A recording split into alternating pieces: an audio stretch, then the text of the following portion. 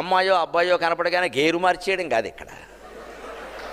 వాళ్ళ కోసం నడుపుతావా బండి, వేరే మోకమా? నీ కోసం నువ్వు నడుపుతావా, అమ్మాయి కోసం నడుపుతావా? అమ్మాయి కనపడగానే గేరు మార్చేస్తాడు, బండి లేపేస్తాడు పైకి. ఎవరో ఒక్క మనిషిని కాకాపడ్డానికో సవరించడానికో నీ జీవితం అంతా సరిపోతుందా? సిగ్గులేదు? ఆత్మాభిమానం లేదా?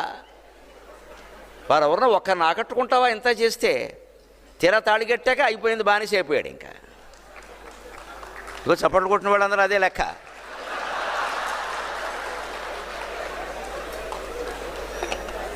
అనుభవాలు ఎక్కడికి పోతాయి, గుర్తొస్తూ ఉంటాయి.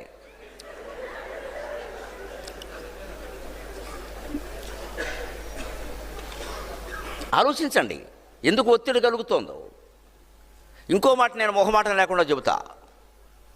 చదువులో మార్కులు రాని వాళ్ళే ప్రేమ వ్యవహారాల్లో పడతారండి, అనుమానం ఏమీ లేదండి. బాగా చదువుకునేవాడు పడ్డండి, అనుమానం వెళ్ళ. అదిగో సత్యం పలికింది. వాళ్ళు ఎక్కువగా వెనక బెంచీలో కూర్చుంటారండి, మహాయోగుల్లాగా. వారు ముందుకు రారండి. వారి కార్యకలాపాలు వారికి ఉంటాయి అక్కడ. ఇదివరకైతే మా చిన్నతనంలో సీతారామ అని ఏదో ఆటల చీటీలు ఉండేవి. ఇప్పుడు ఫోన్లు వచ్చాయిగా, హాయిగా ఈ గొడవ ఉంది.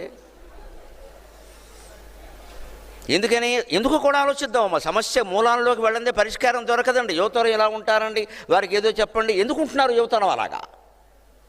They are escaping from the actual situation my friend. వాస్తవం నుంచి తప్పించుకోవడం ఇది. అంతకంటే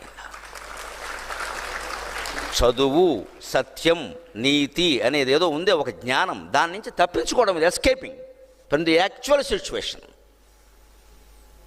దాన్ని ఫేస్ చేయడం అతనికి ఇష్టం లేదు, ధైర్యం లేదు, మార్గం తెలియదు.